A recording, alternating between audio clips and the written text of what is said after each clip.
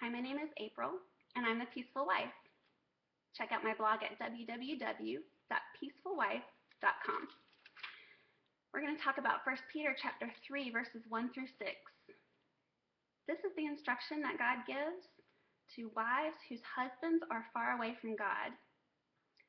Wives, in the same way, be submissive to your husbands, which means to honor your husband's leadership, so that if any of them do not believe the word, some translations will say if any of them are disobedient to the word, they may be won over without words by the behavior of their wives, when they see the purity and reverence of your lives.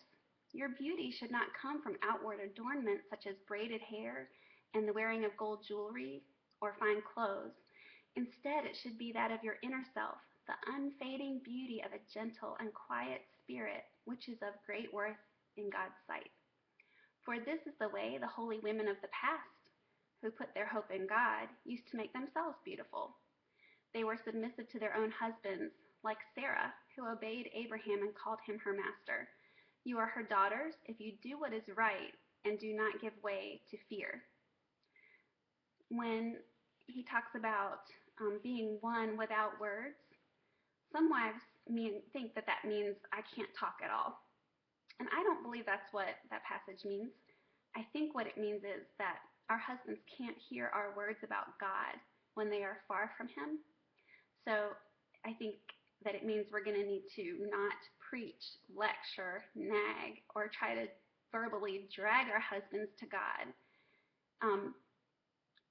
Words are not that effective with men. You know what is effective?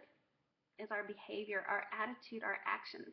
That's why God wants us to show our love for Jesus, to show our reverence for Christ, our reverence for our husband's leadership, and that will make them be drawn to Jesus. That's our only chance to draw them to Jesus, is for them to see respect for them in us, just because they're our husband. You don't have to respect if they do something wrong, but you can respect the position that he's your husband, and you can find good things about him to respect. And then you're going to show that your life is pure, that you have reverence for God by obeying what God wants you to do. And your focus is not going to be on your outer beauty.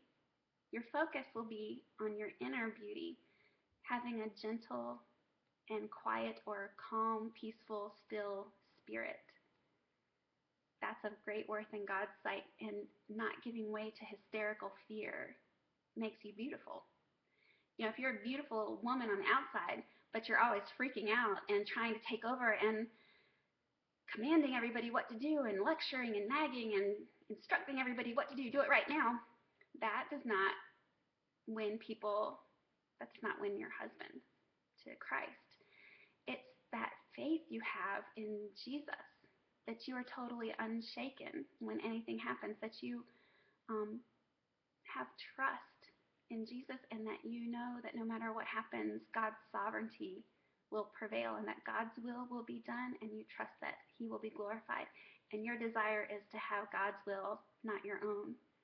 You die to yourself and live for Christ. So I hope that helps. If you have questions, I have a lot more information about this passage, www.peacefulwife.com.